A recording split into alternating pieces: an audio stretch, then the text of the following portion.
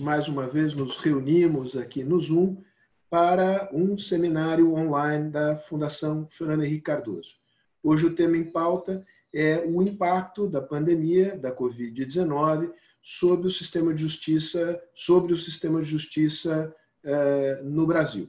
Para discutir esse tema, nós temos dois ilustres palestrantes e uma não menos ilustre ausência. Eu gostaria de explicar, talvez seja já do conhecimento de todos, porque é matéria dos jornais desde ontem, o presidente do Supremo Tribunal Federal, ministro Dias Toffoli, se encontra ainda internado no hospital em Brasília, felizmente se recuperando bem, mas por razões óbvias não poderá participar dessa nossa atividade nesta manhã. Eu lamento esta ausência, acho que ela é perfeitamente compreensível e faço aqui os votos de pronta recuperação ao ministro.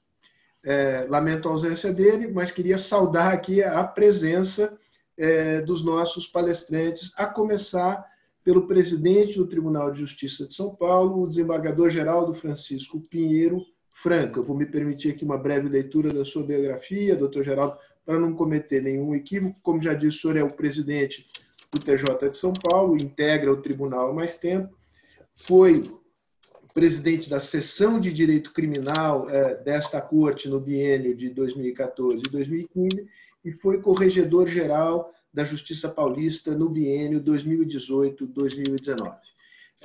Também temos aqui a presença do meu amigo Armando Castelar, que é coordenador de Economia Aplicada do IBRE, da Fundação Getúlio Vargas, professor de Economia da UFRJ e do Direito, da Escola de Direito da Fundação Getúlio Vargas no Rio, colunista do Valor Econômico, colunista do Correio Brasiliense, PhD em Economia pela Universidade de Berkeley, na Califórnia. E meu amigo Flávio Luiz Iacho, nosso colaborador em tantas outras jornadas jurídicas na Fundação Fernando Henrique Cardoso, que é doutor e mestre pela Faculdade do Lago de São Francisco em Direito Processual Civil, instituição na qual também é professor. O Flávio está muito mais habilitado a comandar, a moderar essa discussão do que eu, porque ele é do ramo, eu não sou. Eu vou me limitar aqui a fazer essa saudação inicial e recolher perguntas que me chegarem do público e vou procurar introduzi-las no debate à medida que ele se desenrole. Eu pediria só um minuto final de atenção de todos para exibir as logomarcas dos patrocinadores, as empresas que patrocinam a programação anual de seminários da Fundação Fernando Henrique Cardoso. Eu queria agradecer a todas elas, sem o apoio das quais nós não poderíamos desenvolver as atividades que desenvolvemos.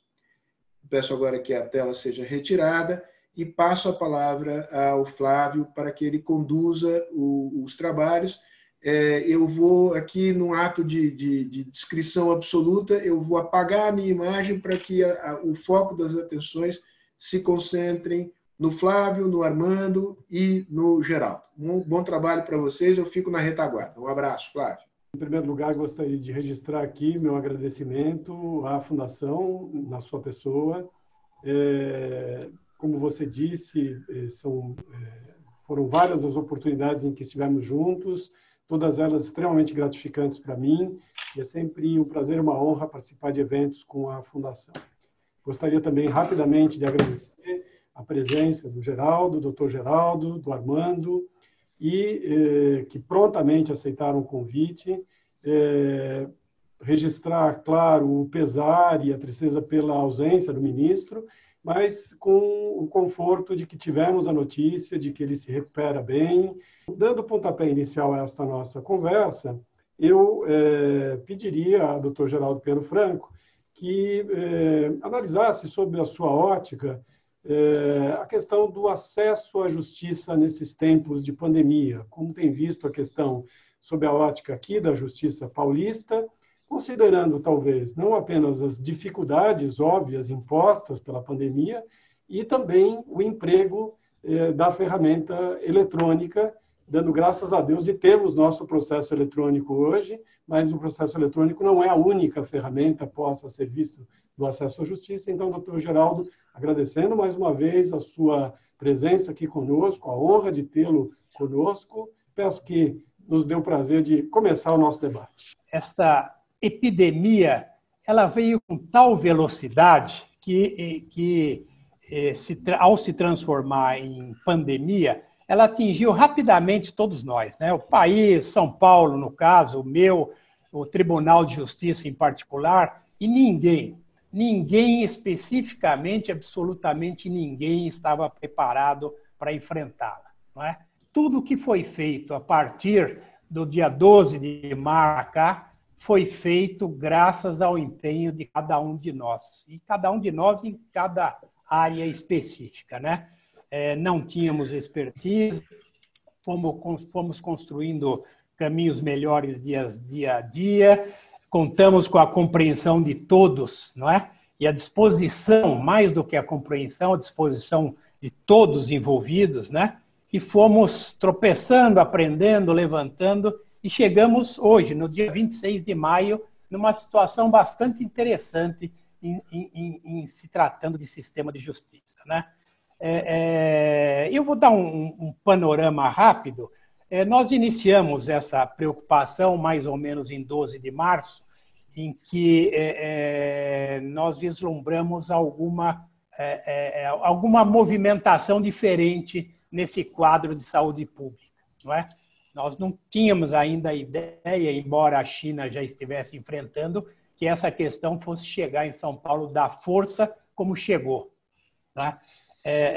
E naquele momento, ainda timidamente, nós iniciamos um isolamento ainda bastante precoce, a suspensão de eventos, limites de acessos a prédios, suspensão de prazo. Ainda imaginamos ser possível fazer plantões físicos, né? Na nossa ideia inicial, talvez fosse possível.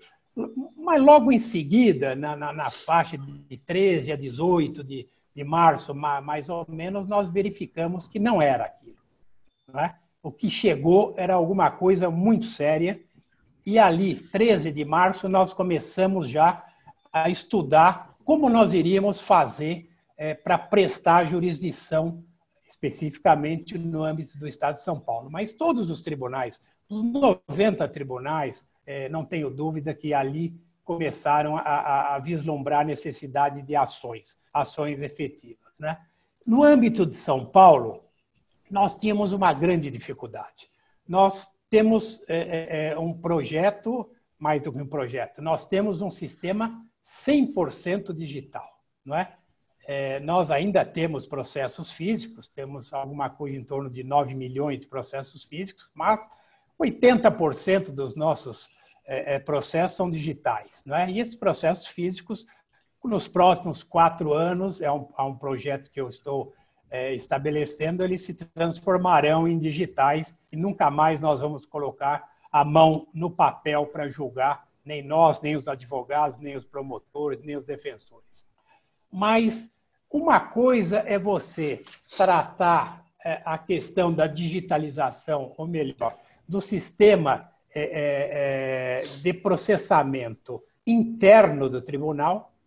Outra coisa é você tratar em 10 dias de viabilizar que 43 mil pessoas pudessem ter acesso externo, não é? Via Web Connection.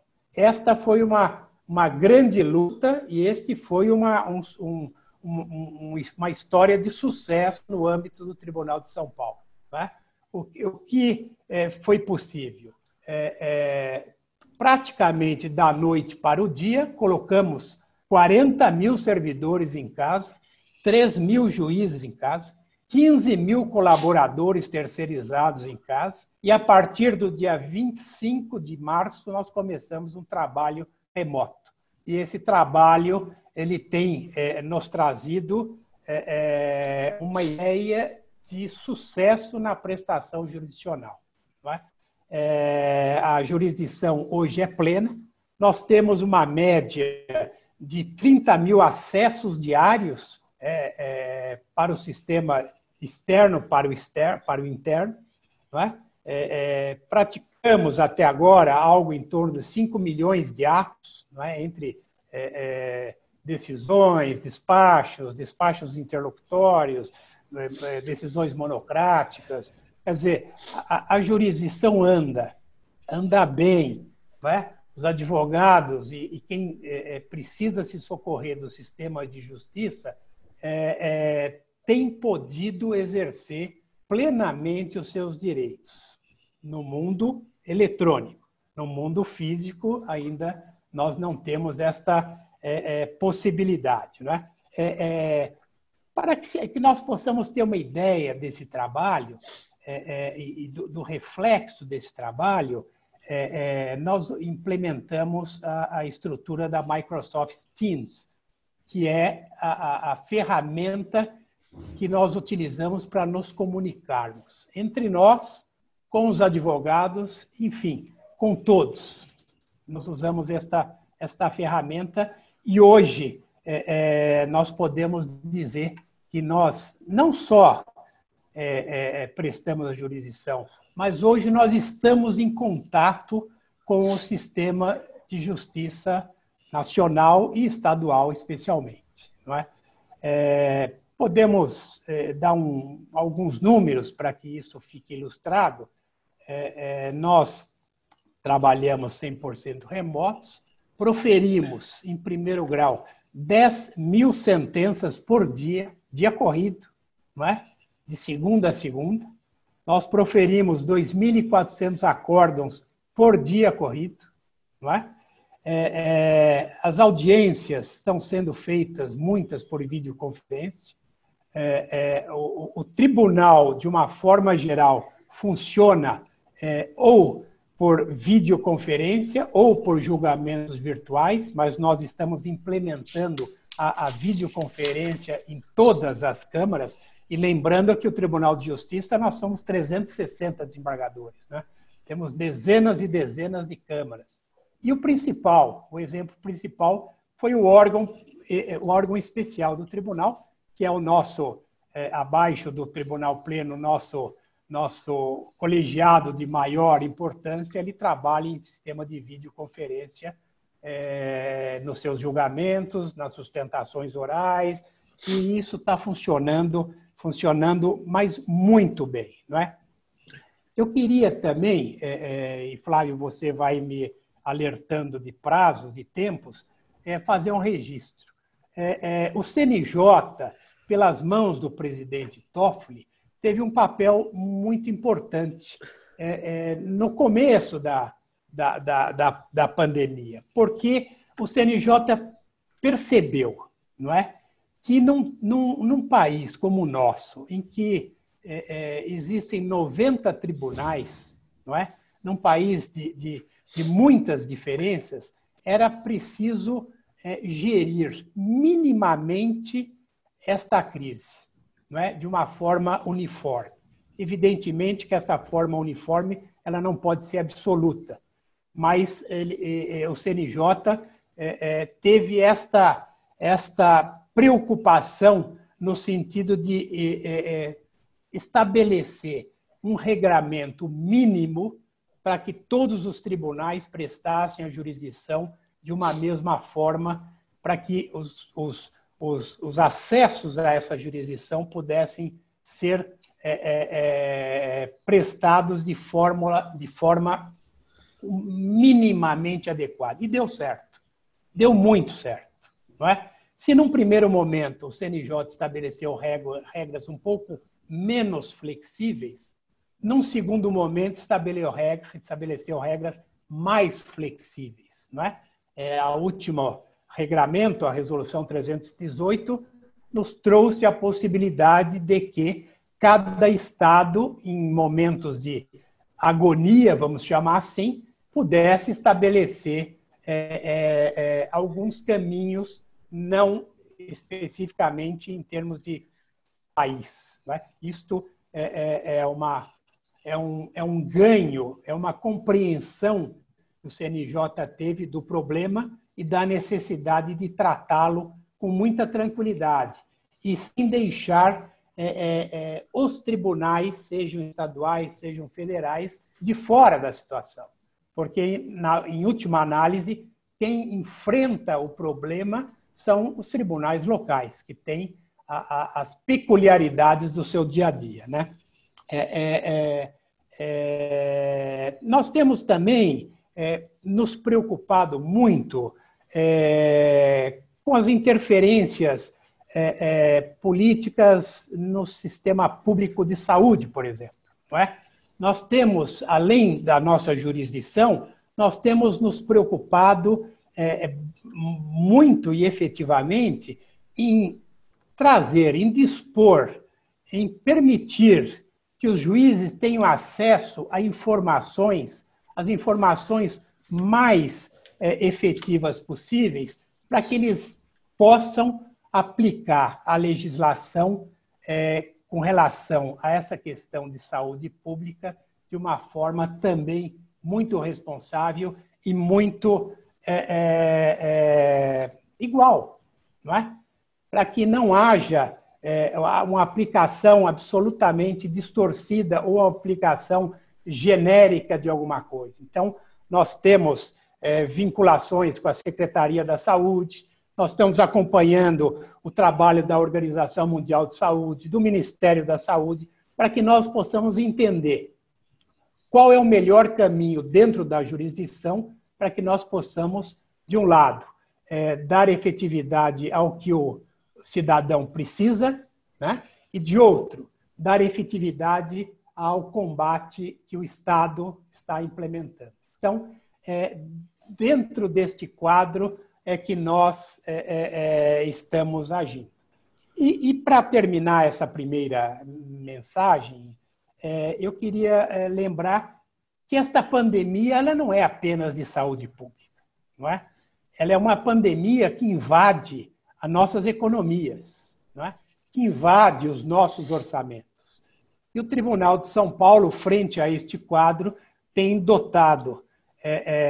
adotado medidas muito sérias e severas de contenção, não é?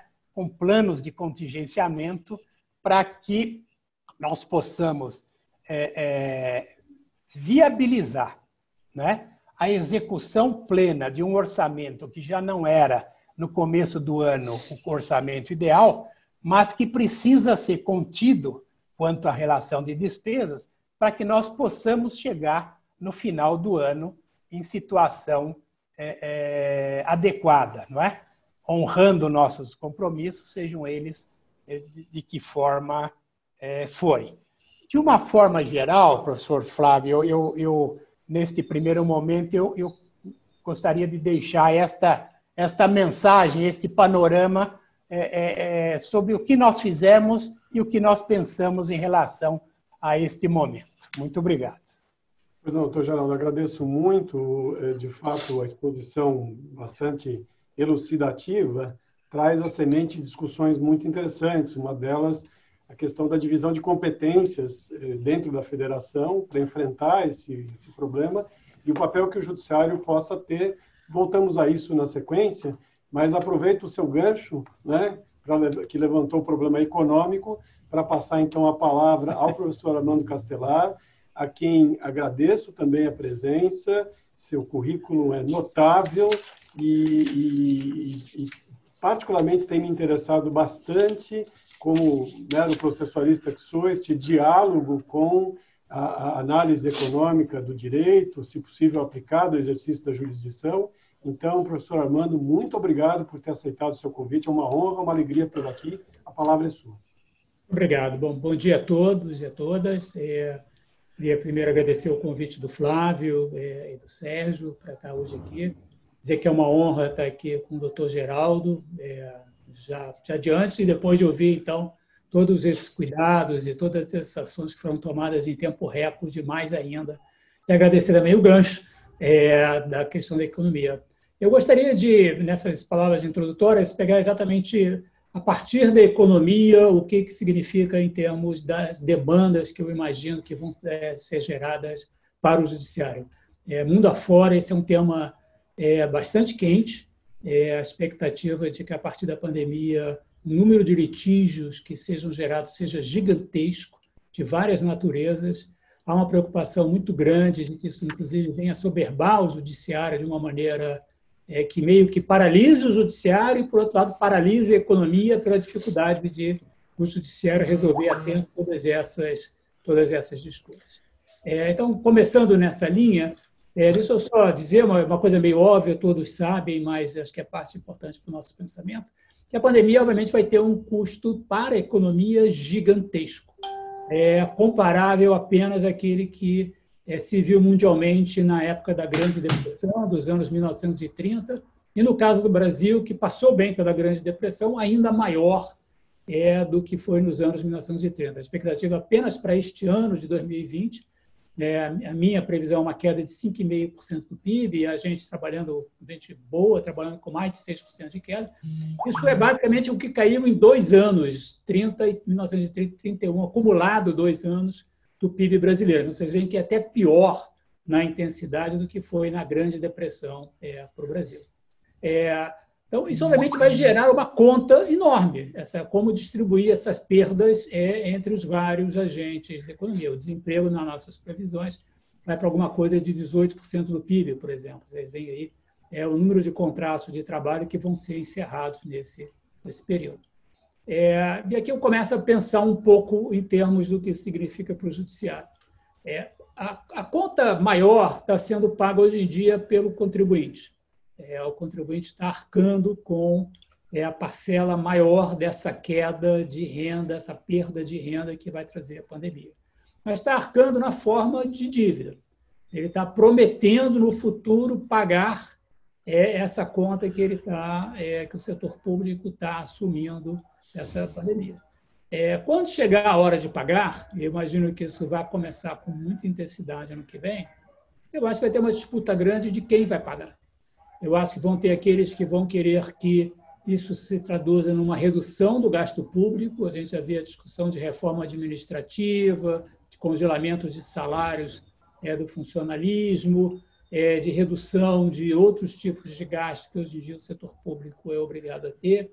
E vão ter outros que vão querer aumentar tributos. E, obviamente, que tributos vão ser aumentados, quem vai pagar mais imposto. Eu acho que, para os tribunais superiores, isso vai trazer uma carga grande de disputas que vão acabar no judiciário. Eu acho que vai ter muita gente entrando na justiça para que certos gastos não sejam descontinuados. Eu acho que vai ter muita gente entrando na justiça para que certos tributos não sejam elevados. Na verdade, o que a gente já observa que mais aumentou a disputa no judiciário, exatamente mais de 5 mil casos de empresas tentando não pagar impostos nessa época, tentando desbloquear depósitos judiciais. Essa área tributária, como vocês sabem melhor do que eu, é uma área que gera enorme quantidade de disputas na justiça. Eu imagino que, com a tentativa de aumento de carga tributária, com a redução de gastos, isso vai significar um aumento muito grande. Uma segunda linha que eu imagino que vai gerar, ainda que não tenha gerado, interessantemente, mais disputas, é o reequilíbrio de contratos. Aqui a gente já vê isso nas concessões, né? O governo tentando reequilibrar esses tipos de contratos em concessões de infraestrutura. São projetos grandes, são projetos, a demanda não vai voltar no ano que vem para onde estava antes. Como se faz esse reequilíbrio é extremamente difícil, porque ele exige a previsão do que vai ser a demanda futura, por quanto tempo a quarentena vai reduzir a demanda e as receitas, portanto, desses concessionários. Por mais que eu acho que tenha havido um movimento proativo do governo de renegociação, a experiência nessa área também mostra que muitos desses processos acabam sendo judicializados e o judiciário vai ser chamado a decidir disputas também nessa área. Obviamente, o mundo de contratos que precisarão ser renegociados não acaba aí. Lá fora, como aqui, existe uma previsão de um aumento muito grande de processos de recuperação judicial. Nos Estados Unidos, por exemplo, existe um debate para se aumentar o número de juízes em cortes ligadas a processos de recuperação judicial, pela expectativa de que venham ser inundados por processos de recuperação judicial, e por uma preocupação que, do ponto da economia, é muito importante. Para a economia retomar, esses processos precisam ser resolvidos. para que as empresas saiam do limbo, deixem de ser um zumbi à espera de uma solução dos seus contratos e entrem, voltem à atividade e voltem a produzir em condições normais. Obviamente, isso se espera que isso possa ser resolvido privadamente. Essa tem sido a pressão muito grande para que esses processos consigam ser resolvidos sem precisar entrar na justiça, mas a gente sabe que renegociações que envolvam muitas partes, credores, o fisco, os trabalhadores, os custos de transação nessas renegociações são extremamente complicados. Talvez ajudasse se, obviamente, houvesse regulações públicas, se houvesse, talvez, normativas vindas do CNJ, vindas do STF, de como é que deveriam ser as regras, como é que deveriam ser as bases desse processo de renegociação, para que as partes pudessem se orientar e tentar resolver isso privadamente, sem precisar recorrer à justiça. Existe, obviamente, toda uma outra discussão em relação à recuperação de pequenas empresas, pequenas demais, para que justifique o custo de se entrar na justiça com o processo de recuperação. Isso vai ter que ser trabalhado pelo poder público de alguma forma também. E, por fim, eu entendo que a justiça tem que se preparar para o futuro pós-pandemia. Aqui eu me refiro à segurança no trabalho, por exemplo, tá certo? Como evitar que amanhã a justiça seja inundada de processos trabalhistas com a argumentação de que os trabalhadores se contaminaram com o Covid no ambiente de trabalho, por exemplo. Ou em relação a processos de quem trabalha de casa, como é que você mede hora extra, como é que você mede... o que acontece num acidente de trabalho em casa, por exemplo, certo? Como é que você reflete isso? Então, isso vale também para consumo. O consumidor que se contagia num shopping center, ou num cinema, ou num restaurante, como é que se resolve esse tipo de litígio, né? Como é que se criam padrões no ambiente de trabalho, em termos de aviso de máscaras, de distanciamento social, para que o empregador esteja protegido de uma acusação de descuido no ambiente de trabalho. Isso, obviamente, em parte, deveriam vir de normativas da Secretaria do Trabalho, do Ministério da Economia, mas, de novo, novamente, eu acho que uma atitude proativa do CNJ, dos tribunais superiores, definindo um pouco, talvez do TST, definindo um pouco o que são normas consideradas adequadas de proteção dos trabalhadores que voltam a trabalhar após o controle da pandemia, em termos de segurança do ambiente de trabalho relativo à questão da doença. Então, de novo, uma expectativa de um número grande de casos aqui e lá fora. Isso, de novo, talvez vale a pena olhar a experiência lá fora para ter parâmetros que sejam aceitáveis também lá fora. Eu acho que isso ajudaria bastante a legitimar essas decisões, mas também questões novas que eu acho que vão subir em ambiente de consumo e principalmente ambiente de trabalho. Bom, eu encerro aqui para a gente poder continuar o debate e ouvir perguntas e os próprios comentários do Flávio. As perguntas dirigidas, sobretudo ao doutor Geraldo, dizem respeito a qual é o aprendizado que o sistema de justiça vem extraindo deste desafio da pandemia, no sentido de acelerar a introdução de novas tecnologias, que implicam, inclusive, mudanças de procedimentos convencionais. Como é que o senhor vê a possibilidade digamos, dessa pandemia, que tem uma incontável série de problemas, de coisas ruins, produzir, para usar o clichê, um legado positivo, na capacidade de resposta do sistema de justiça? Essa é a preocupação manifestada, por exemplo, pelo Guilherme Ferreira, pelo Geraldo Medalha. Para o Armando, muito na tua linha, digamos, dos contenciosos judiciais que se criarão, presumivelmente daqui para frente, perguntas do Eduardo Cirelli, do Ricardo Cury, que tem a ver, digamos, com a necessidade de introduzir inovações na legislação e nos procedimentos, mecanismos, digamos, por exemplo, conciliação nos processos de falência preventiva, antes do ingresso da falência propriamente no sistema de justiça. Aparentemente não, segundo informação do Eduardo Cirelli, a Câmara tem em tramitação um projeto que cria esta possibilidade, uma espécie de conciliação preventiva anterior à decretação da falência.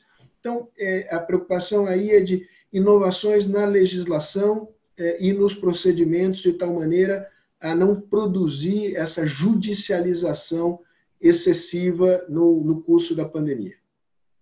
Sérgio, muito obrigado. Acho que você resumiu muito bem, sintetizou, e as perguntas estão impressionantemente alinhadas ao que me parece, o espírito do nosso debate.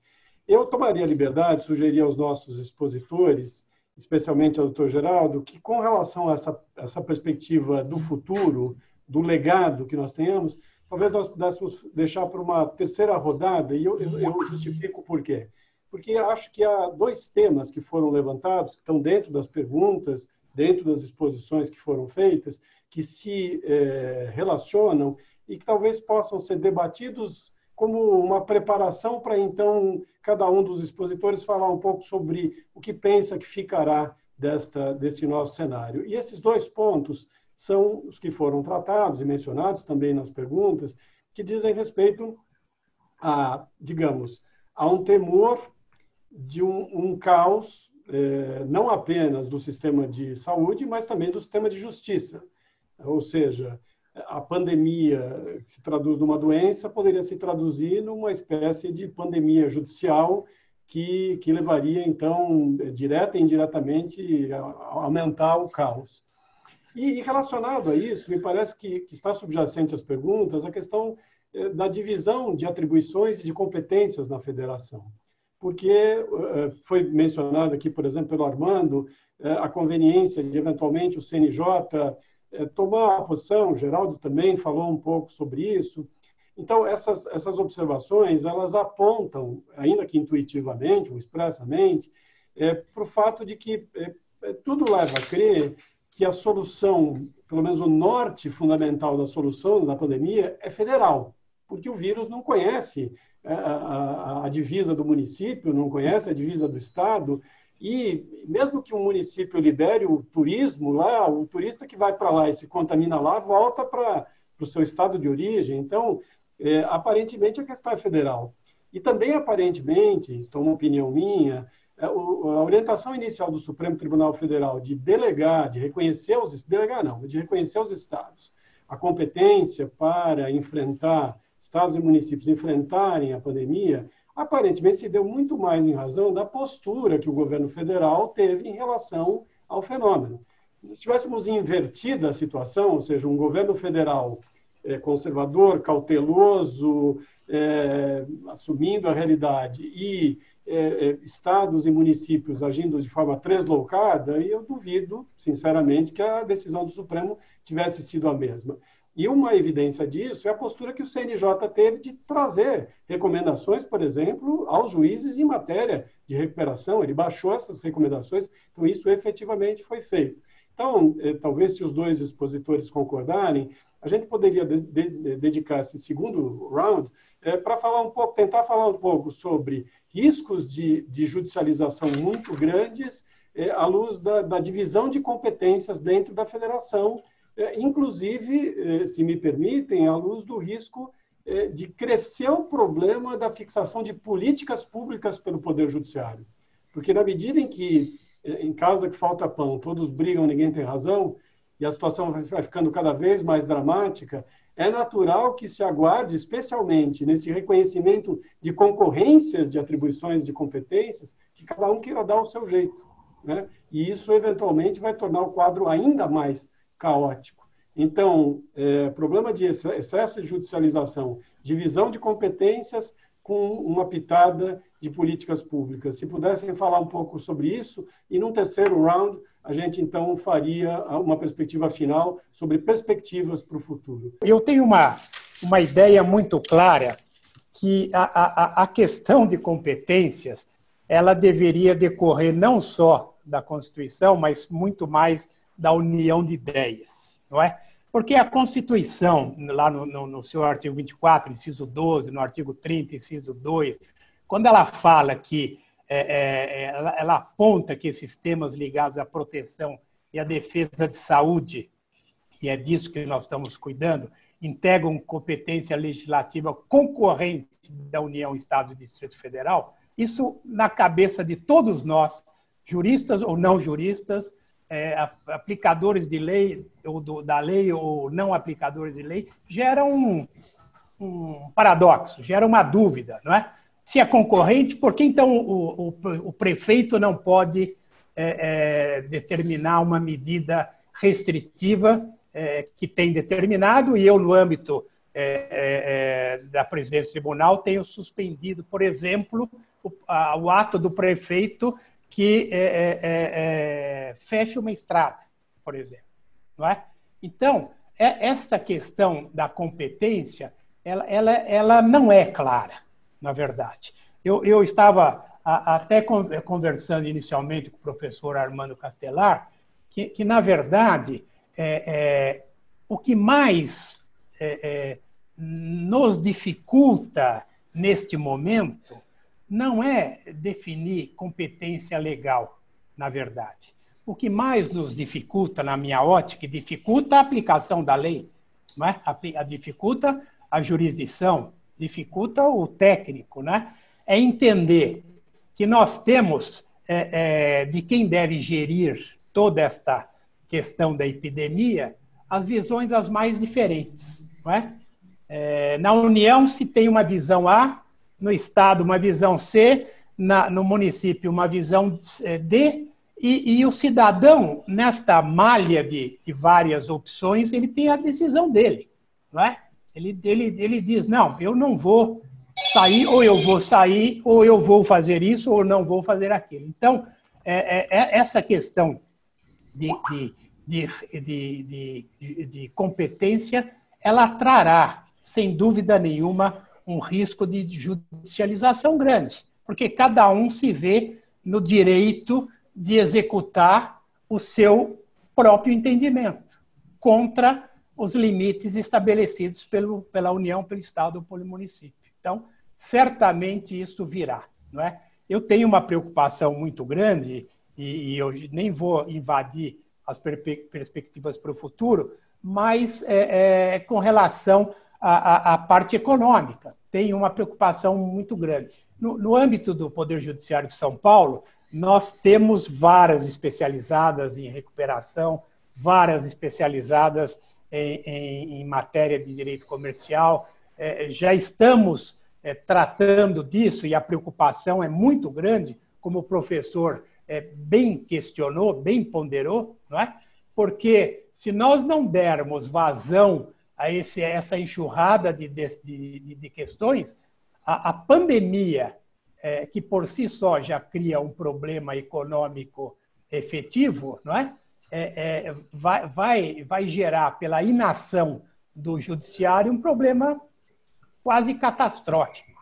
Então, nós todos temos que ter essa responsabilidade de agir rapidamente, e no âmbito de São Paulo, eu tenho até conversado muito com o antigo presidente, ex-presidente da Corte, Manuel Queiroz Pereira Calças, que é um notável comercialista, e nós temos conversado muito sobre rumos que devamos dar a esta questão nos próximos meses e anos, não é?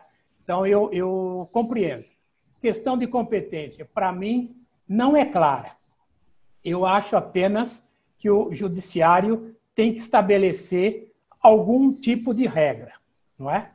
Eu, no âmbito da minha atuação, tenho estabelecido e procurado dar tranquilidade para as ações do Estado no âmbito de São Paulo, porque não é possível que todo mundo mande e mande de forma diferente. Nós temos que dar uma estabilidade nessa questão.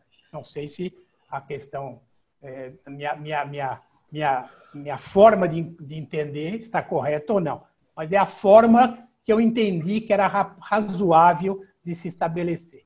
e também volto a referir essa preocupação com esses reflexos da pandemia na economia. Nós temos que estar muito atentos, porque a enxurrada de ações virá, não chegaram ainda, mas virão essas ações e nós temos que estar preparados não só para solucioná-las, mas solucioná-las bem, né? Solucioná-las com muita razoabilidade. Eu acho que, sobre esses aspectos, era o que eu queria deixar anotado, Flávio. Armando, antes de passar a palavra, você apenas observa que essa preocupação com a judicialização tem sido uma preocupação de muitos. E aparentemente, a pandemia ela apressou, ou ela deu um empurrão em muita coisa muitos problemas que nós tínhamos e que não eram tão pronunciados e que agora ficaram muito pronunciados. E um dos nossos problemas do sistema de justiça, que envolve uma pleia de diferentes controvérsias que não podem ser tratadas de forma igual, mas um problema é que nós temos a chamada cultura da sentença, né? Quer dizer, nós ainda vemos o Poder Judiciário como alguém encarregado de adjudicar decisões. Sabe que a parte criminal, por exemplo, evoluiu muito, né, em termos de transação penal, de suspensão condicional do processo, colaboração premiada, soluções não adjudicadas. Mas o fato é o seguinte: talvez a pandemia nos leve, e isso se liga ao que você falou, até por sobrevivência, a entender que nós temos que encontrar mecanismos de solução não adjudicada, porque a saúde nunca esteve no hospital e agora decididamente não está. Por favor, Armando. Não, assim, alguns comentários pulverizados um pouquinho. Primeiro, assim, eu acho que vai haver, de fato, a necessidade de uma combinação de jurisdições, né? Então, obviamente, eu acho que a maior parte da coisa vai vir federal, né, pelo fato que você mencionou, né? A pandemia não conhece as divisas de Estado contra Estado, município contra município, então são problemas gerais do país e seriam, idealmente, uma solução padrão, aceleraria muito e facilitaria muito o processo. Mas certas coisas não, né? Eu refleti esta semana, por exemplo, em Londres começa um debate sobre obras de construção civil que atrasam, né? Prédios de escritórios que estavam já contratados para serem entregues em determinadas datas, e quem é que fica com o ônus, né? A construtora, a incorporadora, a companhia que aluga o escritório, que já tinha contratado, o inquilino. No Brasil, você tem estados diferentes tiveram decisões diferentes sobre paralisações de construção, né? Então, alguns estados não tiveram a construção, pelo menos a liberdade de construir. Se não houve a construção, foi uma decisão privada.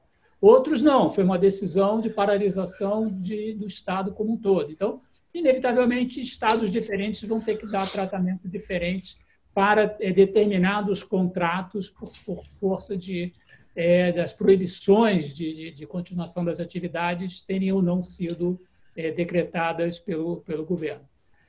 Sobre a questão do judiciário que você colocou, eu acho que sim, eu acho que idealmente, como acho que o doutor Geraldo comentou também, o idealmente é que a coisa seja resolvida sem necessitar chegar ao judiciário, tá certo?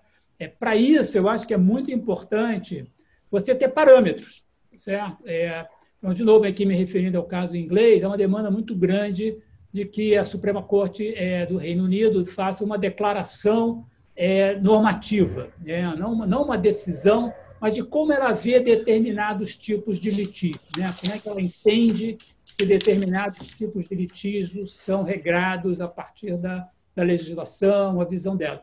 Porque, senão, o custo de transação entre as partes é muito grande, né? Você lembra que você vai ter que várias partes discutirem como é que elas dividem perdas. Isso é muito doloroso para as partes, tá certo?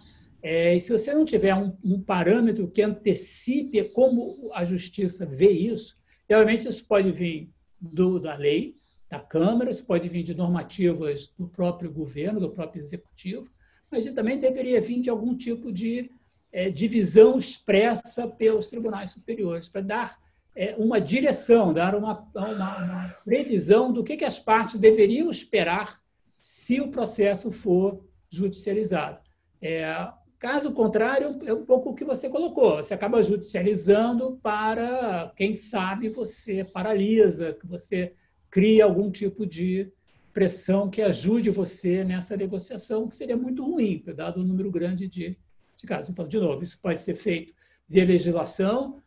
Idealmente, a legislação deveria prever que todos os casos deveriam antes passar por um processo de mediação, de negociação, antes de chegar à justiça. Isso poderia ser normatizado como regra, tá certo? Mas, para que esse processo de negociação seja efetivo, tem que haver alguma sinalização de como depois a disputa vai ser vista pelo judiciário. Deixa eu tentar dar um exemplo aqui. Vários processos mundo afora têm a ver, por exemplo, com pessoas que contrataram passeios, programas de turismo, por exemplo. Gente que contratou festa de casamento, por exemplo. Tá certo? Obviamente que um monte de gente estava casando e um monte de gente contratou salão de hotel, contratou cruzeiro, tá certo? São casos padrão. Como é que a gente entende que esses casos deveriam ser resolvidos, tá certo? Se a gente der um parâmetro, fica muito mais fácil as partes privadamente tentarem negociar uma decisão. Sem dúvida que todos nós queremos uma luz.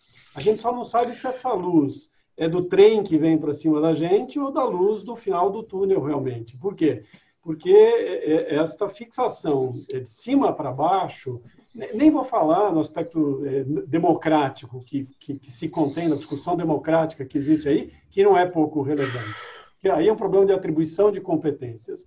Mas esta definição, eventualmente, no plano federal de certas regras diante dessa realidade excepcional, é tricky, é difícil lidar com isso, porque, em certa medida, se nós fizermos esse adiantamento, a gente priva, digamos, os órgãos locais das soluções mais adequadas aos problemas locais, né?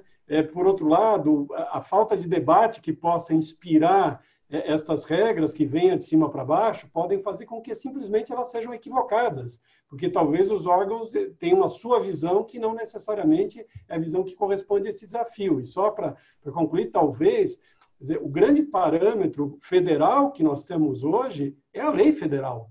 Na verdade, a nossa federação é uma federação que dá muito pouca autonomia do ponto de vista normativo para os estados. Então, a observância da lei federal não é pouca coisa.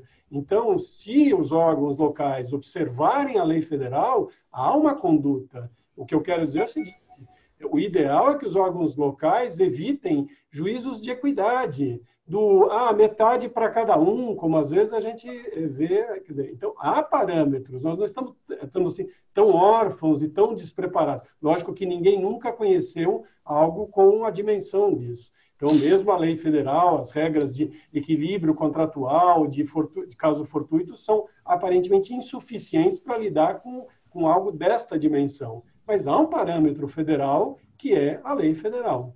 Rapidamente, eu concordo, e eu acho que esse debate deveria começar. Por exemplo, eu mencionei a questão do ambiente de trabalho, levando em consideração o Covid. Eu acho que você deveria ter já imediatamente audiências públicas para debater isso, certo? Não é uma normativa que saia por decisão federal agora, mas um debate que se inicia. Eu acho que você deveria começar esse debate, até para o que você falou, da luz de baixa, a democracia e tudo mais, imediatamente. Doutor Geraldo, uma imensa quantidade aqui de perguntas que presumo venham dos servidores do Judiciário, relativas à suspensão de concurso, efetivação de concursos já realizados.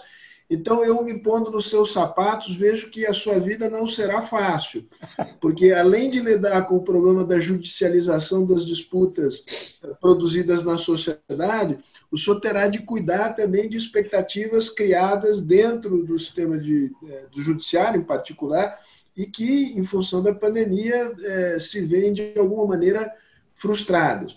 Mas, além queria voltar ao tema do risco da judicialização para fazer a pergunta do não especialista e dizer que instrumentos já são disponíveis na legislação brasileira, ou que poderiam ser criados. A propósito, o Eduardo Sinelli esclarece que o projeto 1397, que eu mencionei anteriormente, já foi aprovado na Câmara. Me pergunto sobre o mecanismo da arbitragem. Faz sentido pensar em alargar a abrangência desses mecanismos ou introduzir outros, e se forem outros, quais outros, para criar diques de contenção a essa enxurrada de judicialização potencial? Antes de mais nada, me parece que nós temos uma grande oportunidade agora de mudar a cultura do brasileiro, não é?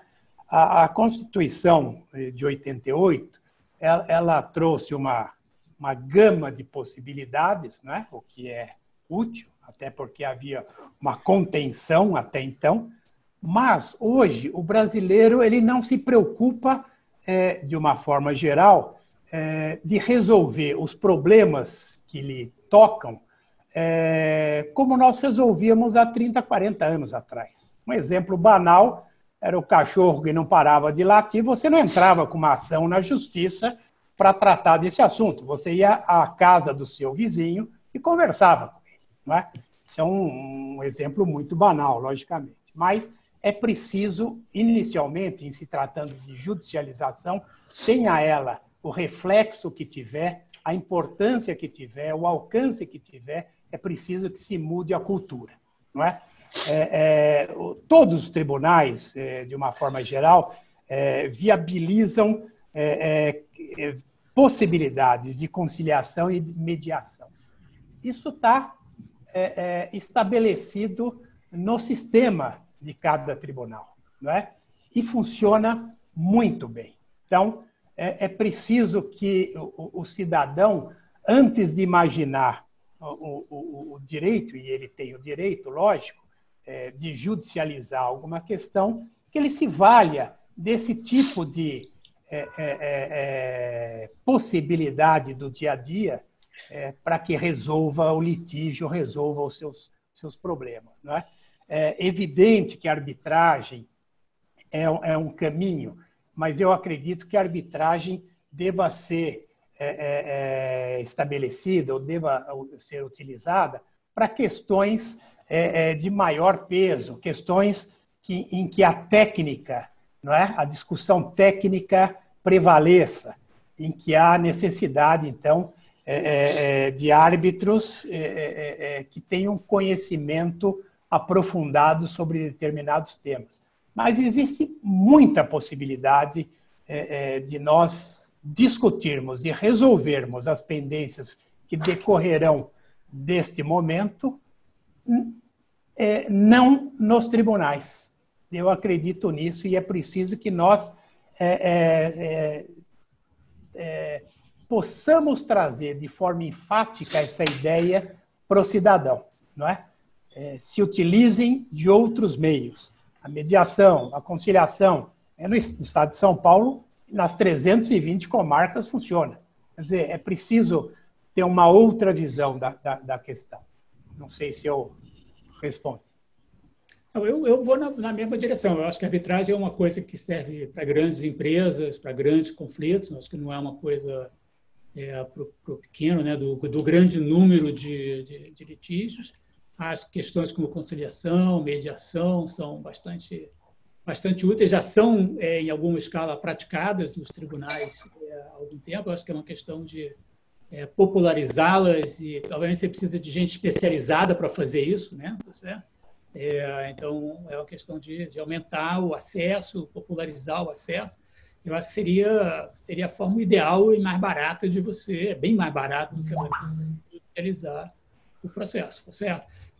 Obviamente, é uma forma também, eu entendo, de você reduzir o incentivo para o litígio de má-fé, tá certo? Pessoa que eu acho que é outra preocupação que deve haver, de, obviamente, alguém que entra no judiciário aproveitando a ocasião apenas para tentar ter algum ganho, não porque haja, de fato, um processo legítimo. Portanto, eu acho que a documentação, o registro do que foi discutido no processo de mediação e de conciliação ajudaria bastante, eu acho, para informar depois e, obviamente, haver penalizações para quem entrar de má-fé aproveitar de má fé um momento como esse.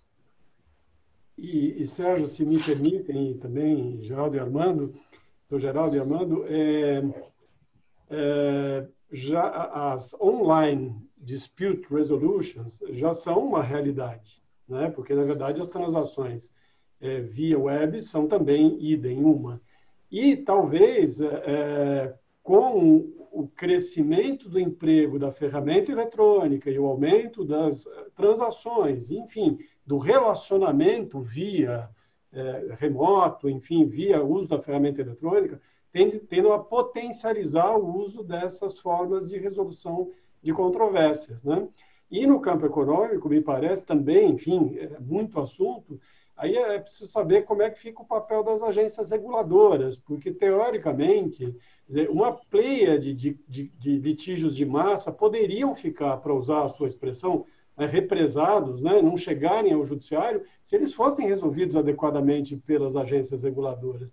Agora, por que elas não funcionam? A gente precisa montar mais uns 3 seminários para poder entender por que as agências reguladoras não funcionam, mas talvez seja o momento de refletir, enfim.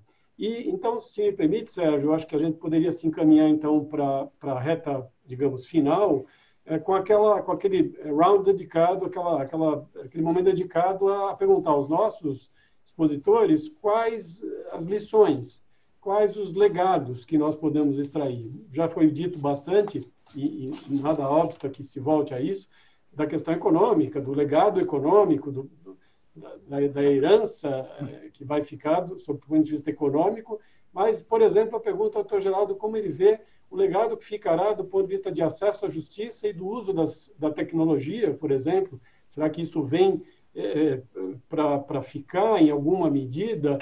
Demandará mais investimento do Poder Judiciário que sai em tecnologia, porque isso também tem uma repercussão econômica, não é? Só para ilustrar, quer dizer, se um ministro do Superior, do Supremo, recebe a parte por via remota, não há o custo de deslocamento, não há, enfim, a justiça pode se tornar eventualmente mais rápida, mais célere, talvez mais barata em alguma medida, mediante o uso da ferramenta. Agora, existe o risco do problema da hipossuficiência tecnológica, pessoas que não têm acesso a recursos, existe o problema da observância do devido processo legal e, cá entre nós, da humanização que preside as relações da justiça. Afinal de contas, justiça feita por seres humanos para seres humanos. Então, doutor Geraldo, para um round final, sem prejuízo de uma despedida, de uma mensagem final, como o senhor vê esse problema?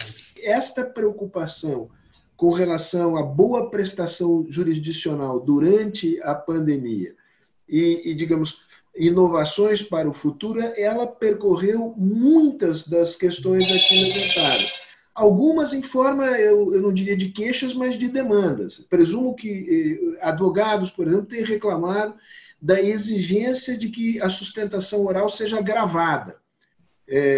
O que, digamos, eles percebem como uma subtração da sua possibilidade de interação com o judiciário.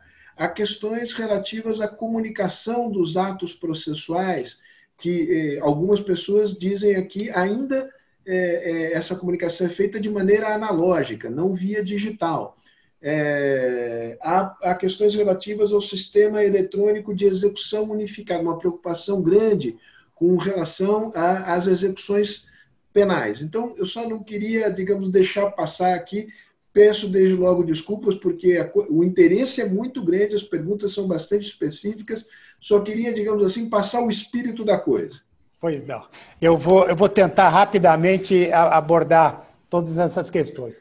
Eu inicialmente, se nós chegamos hoje, em maio de 2020, com um sistema 100% digital, é porque nós começamos há 15, 20 anos atrás.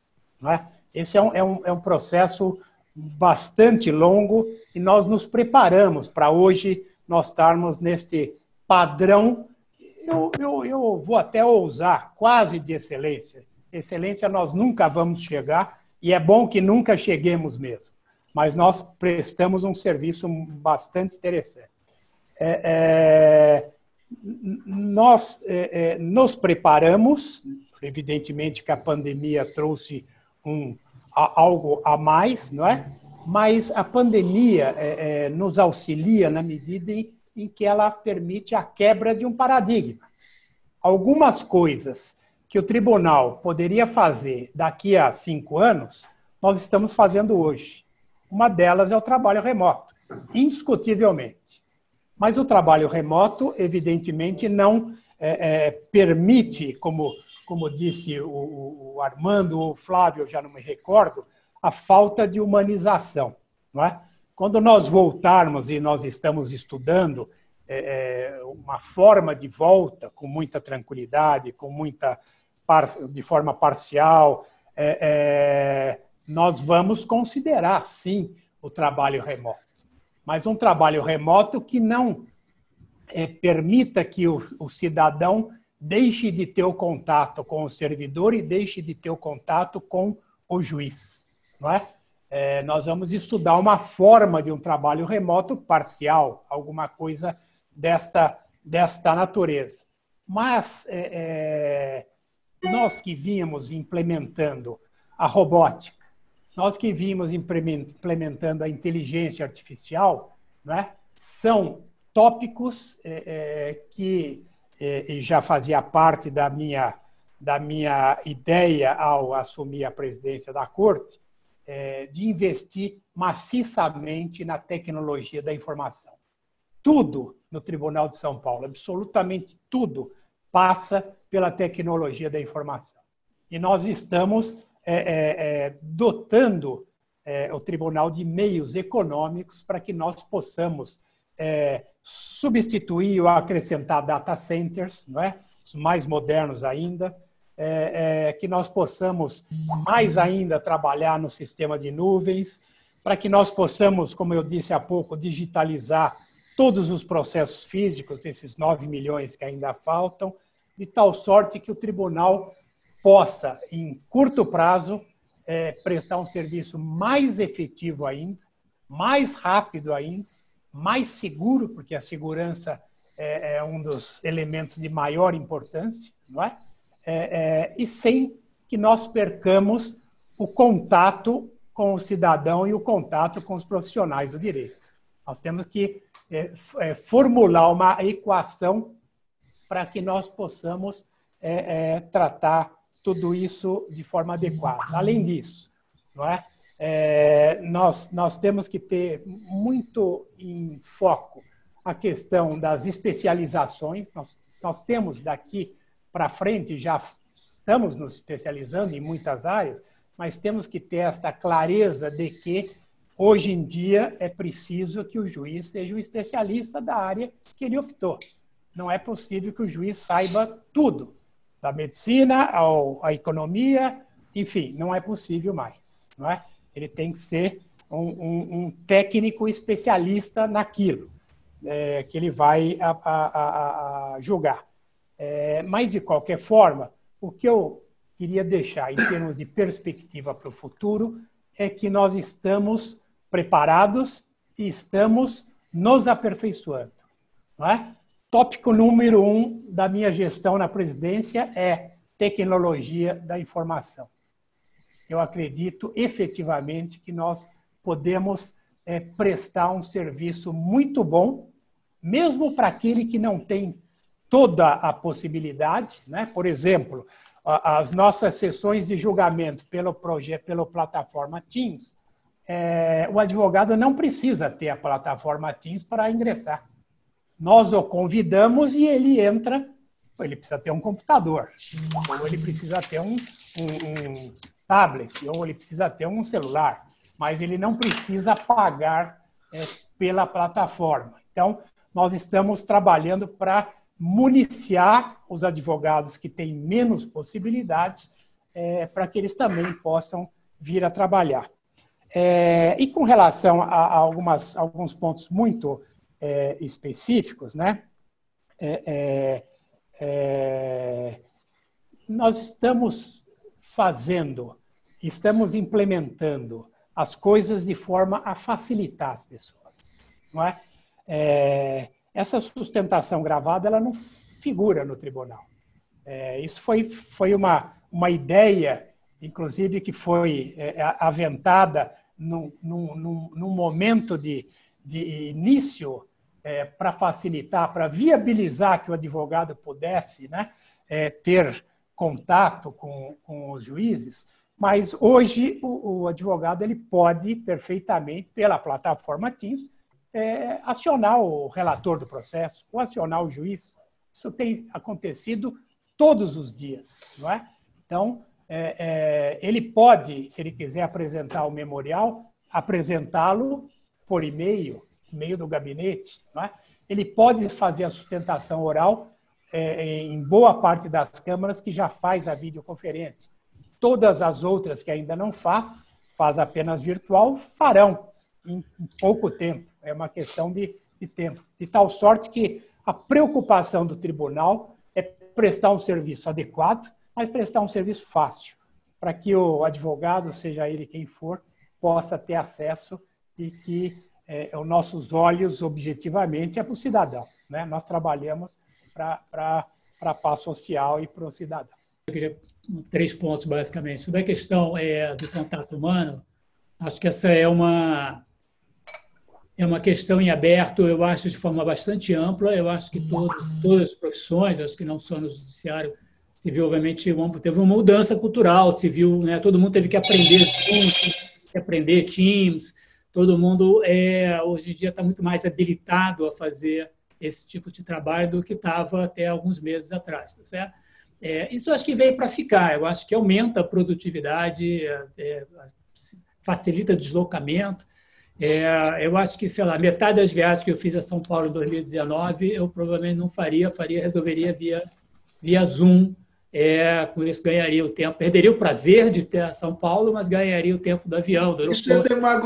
Isso é demagogia que eu sei que o carioca, podendo evitar de vir a São Paulo, evita. Então, eu falei metade, porque da metade eu não abriria a mão de jeito nenhum. Então, assim, eu acho que vai ter, eu acho que vai passar a se usar mais, mas vai haver essa necessidade do calor humano, da necessidade humana, e a gente já vê isso um pouco na Europa, fotos do pessoal pós-lockdown, como é que você vê aquela agregação de gente ali, inevitavelmente. Eu acho que é um grande tema, eu acho que transcende o judiciário, eu acho que é uma coisa que a sociedade vai ter que, democraticamente, e talvez não uniformemente na federação, resolver. A segunda questão, que eu acho que foi trocada para frente, é como a gente consegue aprender a partir dessa crise em relação a resolver conflitos sem judicializar. Tá certo? As estatísticas mostram claramente que o brasileiro passou a judicializar conflitos com muito mais frequência ao passar do tempo. Eu tenho um trabalho que eu escrevi com um colega, usando estatísticas do IBGE, os dados já são antigos, mas mostram a tendência. Em 88, 45% dos conflitos eram judicializados. Em 2009, já eram 70%. E eu tenho certeza que de 2009 para cá, essa proporção aumentou. Eu acho que a sobrecarga que vai haver agora nos vai forçar a tentar resolver conflitos sem judicialização. Talvez a gente consiga redefinir a cultura de uma maneira mais ampla, para que, mesmo independente da pandemia, a gente possa talvez voltar aos 45% e não aos 70%, aos 45% que a gente tinha em 88%.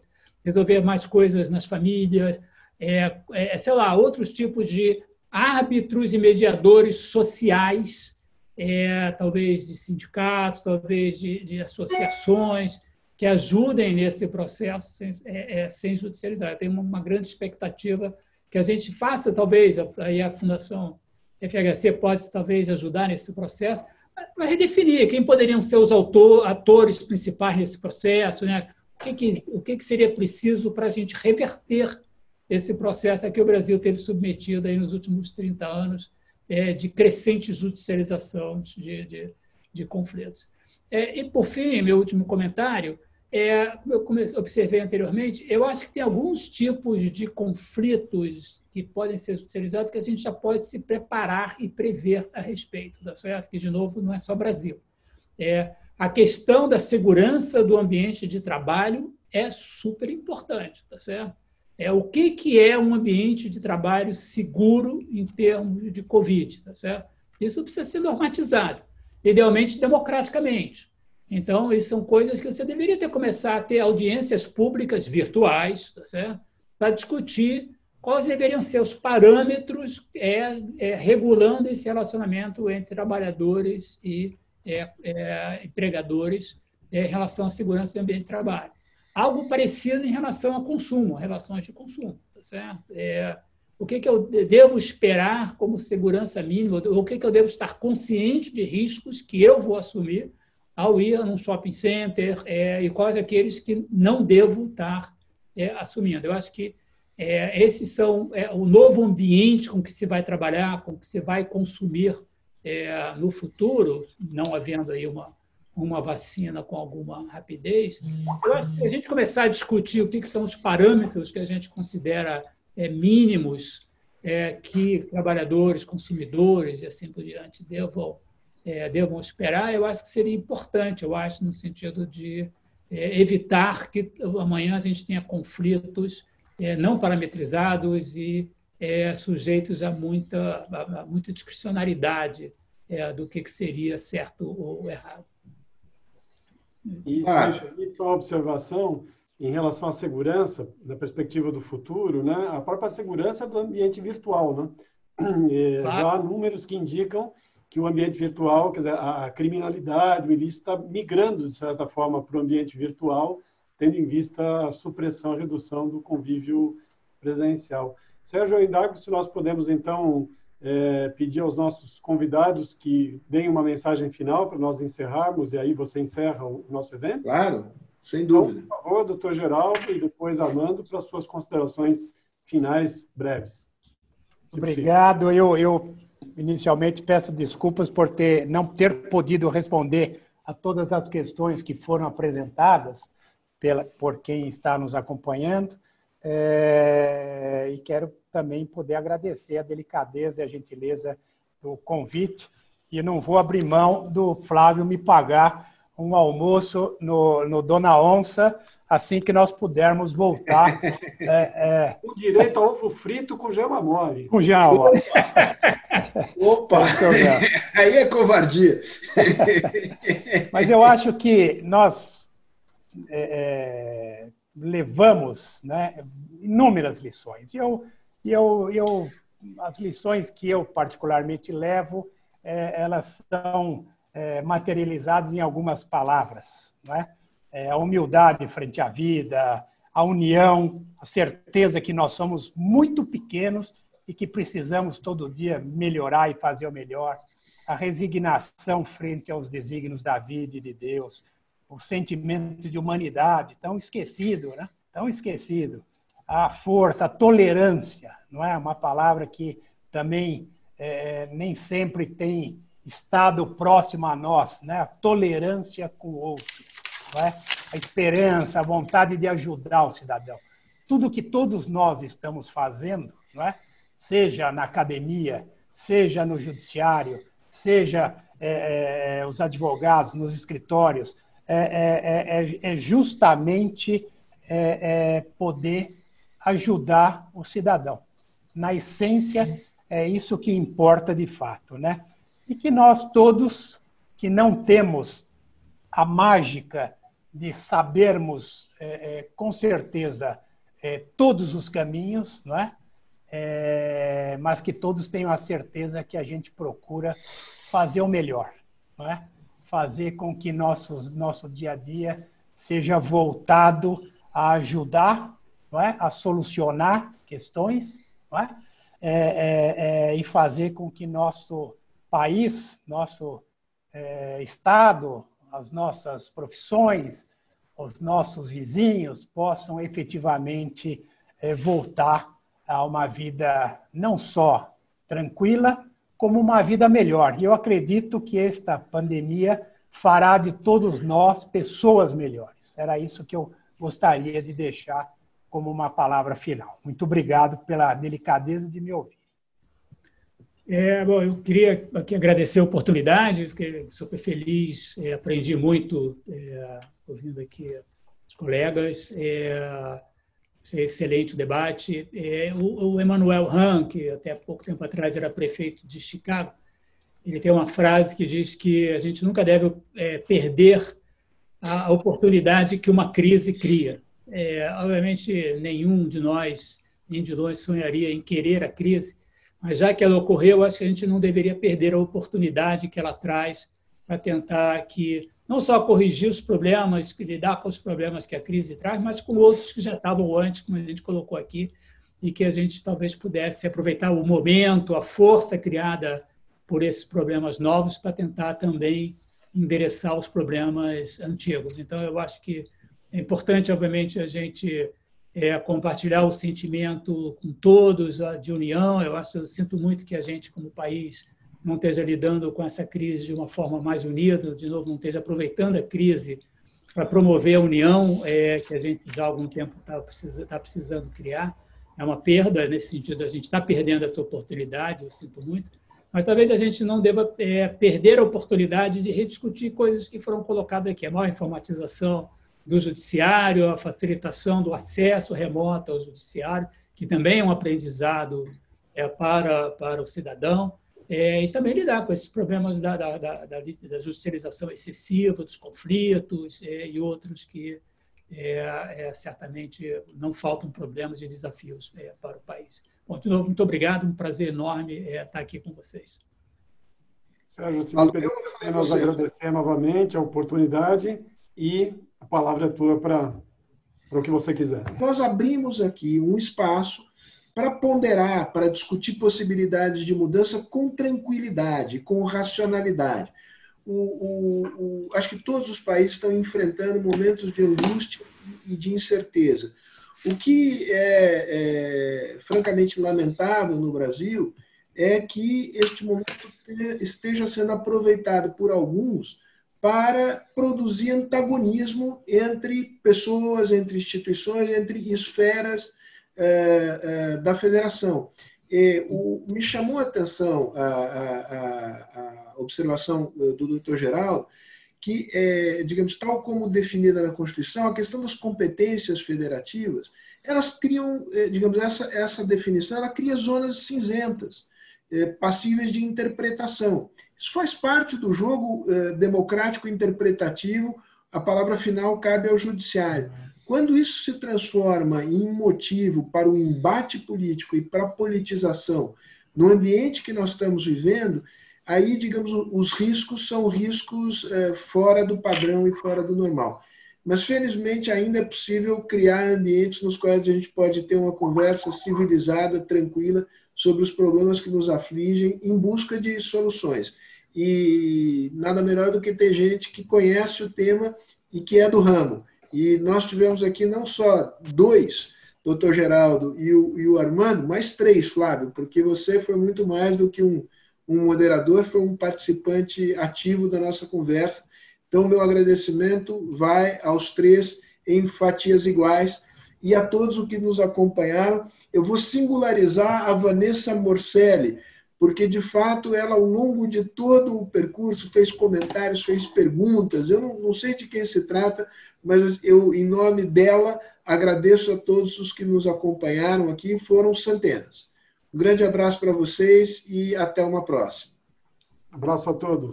Fiquem bem. Cuidem-se.